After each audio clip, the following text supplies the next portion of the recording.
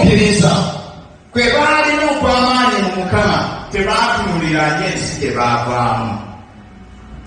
Aleluya. Tebaatunuliranga nnyo ensi gye baakola ki?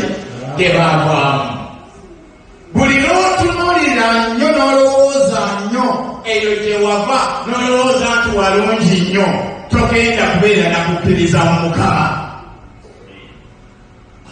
Buli lw'olowooza owafumbirwa kati naye ng'okyalowoozeebwamwe, na buli lw'olowooza olowoozeebwamwe nga taata bwe yagulanga ennyama, nga taata bwe yagulanga ebigaati, taata nga bwe yagulanga ebyenda, nga byokyalowooza, nga byolowooza kati oli mu bufumbo naye byolowooza, olowooza nti era oluusi abamu mwe muli bakulu bemu, naye buli lwe muddayo bakyabayonsa muddayo ne mulyokako. Aleluya. Kati obanga mukyalowooza ebintu bwebityo temusobola kubeera na kukkiriza okunene. Katonda alina ebintu ebinene ebisingako bye wali olabyeko.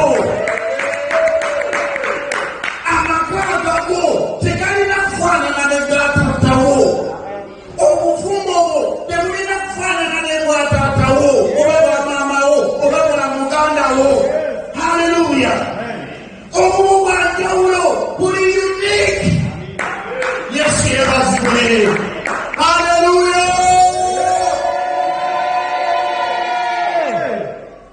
Baatunuliranga nga baagala ensi erina emisingi nga gya Katonda. Baatunuliranga ensi erina omukisa nga gwa Katonda.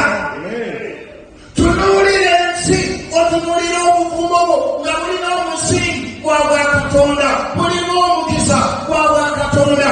Namwe muyimirire nga famire mugambe nti twebaza Katonda eyatuggyayo eyo n'atufuula omukisa. Aleluya. Musobola okunyumiza abaana bammwe nga nabo ne batuuka ku mukisa ogwammwe. Nze saagala abaana batuuke ku mukisa ogwange gufaananyi gwa taata wange. Aleluya. Njagala batuuke ku gwange batandika bwe yakkiriza Katonda. Kubanga ntife twalokoka. Njagala batuuke wali ne bagamba kale taata wagundi, taata wagundi yali simulokola naye taata wange bwe yalokoka.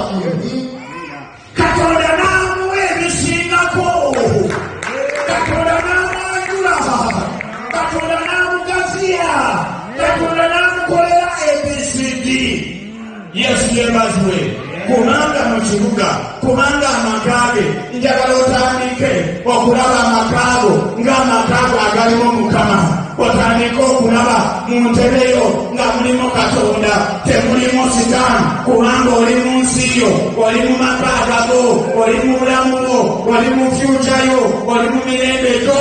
Tandika okulaba ebyenjawulo Katonda by'abataddemu. Njagala ndabe kwa kitegedde ayimuka atumire Yesu amuwe ekitiibwa. Kubira Yesu